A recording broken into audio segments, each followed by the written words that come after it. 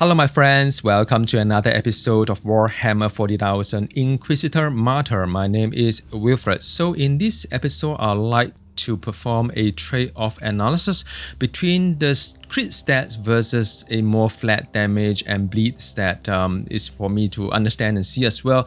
And what I've done is I recorded two video clips. Both are level 110 Azure Supreme Mission. Just to recap, Azure Supreme Mission can be rather tough as well against the final boss, and I'm using that as that particular mission as a testing in terms of the trade-off between the two. On the left-hand side, you see is the gear as well as the Psalm Doctrine and stats that are more gears towards the crit. So as you can see, again, a pretty decent crit chance, crit damage, as well as crit hit strength, and also some flat damage bonus as well. But in doing so, I will sacrifice against what you see on the right hand side, which is more on the physical damage, suppression damage, as well as the bleeding effect, which is 95%. I could have had I stayed with that kind of gear and build. So it is really to see between the two. Now the comparison between these two missions, which is the level 110 Azure Supreme Mission, is rather good, because both are of the same kind of damage bonus against the bosses, because both are completed the entire Supreme Mission. The missions that leading up to the Supreme Mission, gain all the bonuses as well. Tarot cards wise, I picked those that doesn't buff the boss or the enemy in any way. And although if you recall the first run that you've seen in my last video, I didn't take down the shielding generator, which in this second run I did, but it didn't really make much of a difference between because with the bleed passive, I actually prohibit the enemy from regenerating health. So in either way, it doesn't really matter.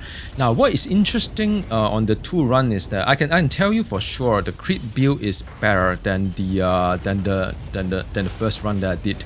But of course, what you don't see here is that I aggro some of these champions that come onto me as well, which I took down the boss and those champion packs and some of the other packs as well at the same time. While on the first one, which is the right hand side, I did not. I just took down the boss first, and I took down the some of the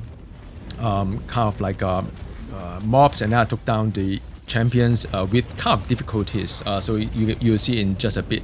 So it's rather interesting. If you just look at the boss fight itself, it's almost identical. Second run is actually slightly faster, I would say. It's a better run, but if you look at the entire Supreme Mission end to end, the moment I step in to the moment I end, the second run actually 2 minutes faster, which is significant compared to the first run. So long story short, I will definitely keep my crit stats, and I think I've got the right kind of approach when it comes to gearing or statistic that shows.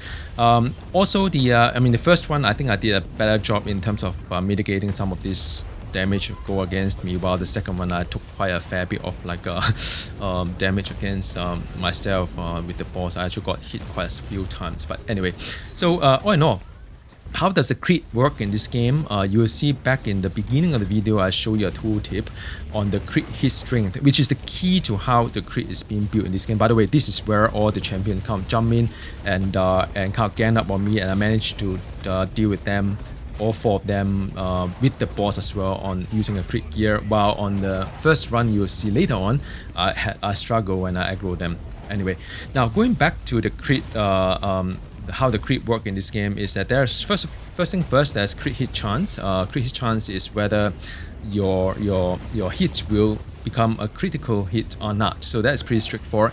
For 40% of the crit hit chance means that 40% of my hits will become a crit as well. Now the crit damage will scale the crit hit kind of crit hit itself. So that is also no-brainer. It's just to scale up how big the damage is.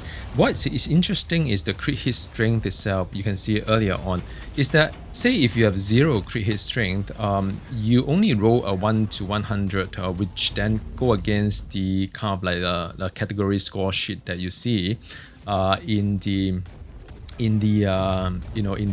run itself, in the earlier on the video, whereby the damage scale up as well as the damage over time scale up is really depending on the tiering itself. So if you can get more than say 150 points, then you can get the biggest kind of return, which is the highest kind of damage, as well as the highest kind of like damage over time as well. Now the key is that to at least get a chance to hit the final tier. There are 6 tiers to it. Now on the first run that I did, I only managed to hit up to 3 tiers. Right. So although my physical damage is pretty good, the bleed was good, but then I didn't really have the big bonus coming out from the crit itself. By having the plus 60, which is what I've geared towards, I managed to go beyond the 6th tier. So basically I just have a shot in dealing the biggest kind of crit damage that I could deal in terms of the flat damage as well as damage over time. So that is where the main bonus is. Now how this game work on bleed as well, or damage over time, is also different from other games as well. The damage over time basically is scale up from the base damage as well as the damage over time damage or bleeding damage. So it doesn't take into consideration of the physical damage bonus nor melee damage bonus or what have you. All these bonus only affect those main ability, while the damage over time is purely based on the base damage that you have, and then also then damage over time count damage. Now it can crit as well, I believe. So you can see the number is actually quite different. If we compare the run 1 and 2, those small number, the ticks, meaning the damage over time, you will see that the second run, the damage over time, although have lesser bleed bonus, which is minus the 95%, I believe, it is still doing pretty well because of the crit that come along with it. So I think all in all, it's still very profitable to at least get plus, I would say plus 60 is the minimum. If you want to do a good kind of end game build, I would say that plus 60 is something that you should at least go for. If not more, more will give you a better chance to roll up your scale up your damage. All right, so I hope that gives you some idea of how the crit work and how this game is working. And I'm still very much in love with this game, with the fact that I can do a lot of theory crafting, a lot of like experiment on what to do, and I'm still learning as well.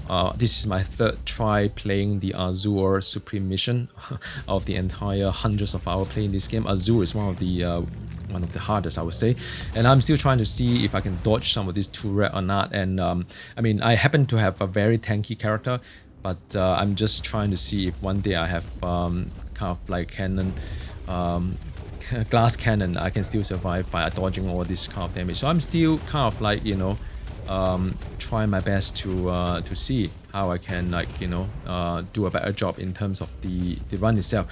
Now this is towards the end of the Supreme Mission, because it's just a few more bunker, a few more turrets, and that will be calling a day.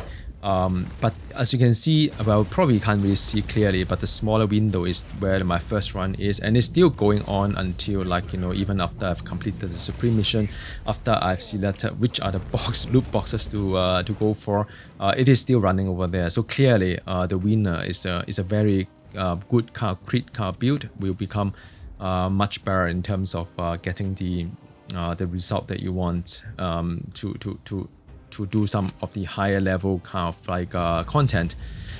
Now I'm still kind of like experimenting with this game. It's still very much a sandbox, and I'm still using a great axe, which is pretty decent towards the armor target, and has a kind of like bleed build to it, rather interesting. I still haven't really gone to the Thunder Hammer build yet, which I will. I know some of you are quite interested to see how the Thunder Hammer work, and I think it could be rather interesting as well.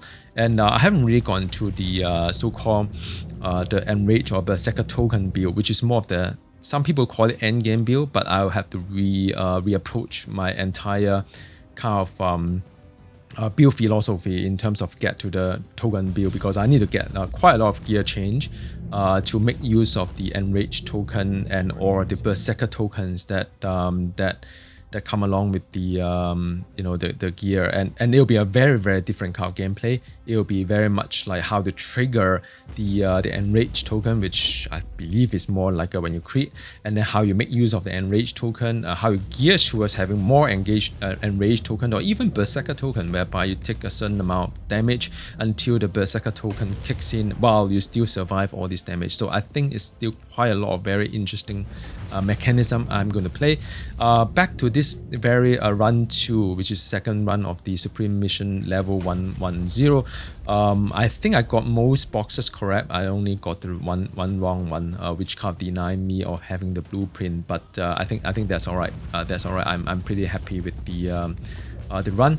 The gear wise, I don't think there was any upgrade, so that was it is rather unfortunate, but I guess it is what it is. And meanwhile, as you can see, while I already go back to town, and the other run, the first run is still running in the background. So yeah, you can see that there's quite a difference when it comes to a crit build and the more of a crit build versus the trade-off. Definitely, it's a very good trade-off, and I'll stick by this trade-off. And yeah, so thank you very much for watching. And if you'd like to join my cable, do send me the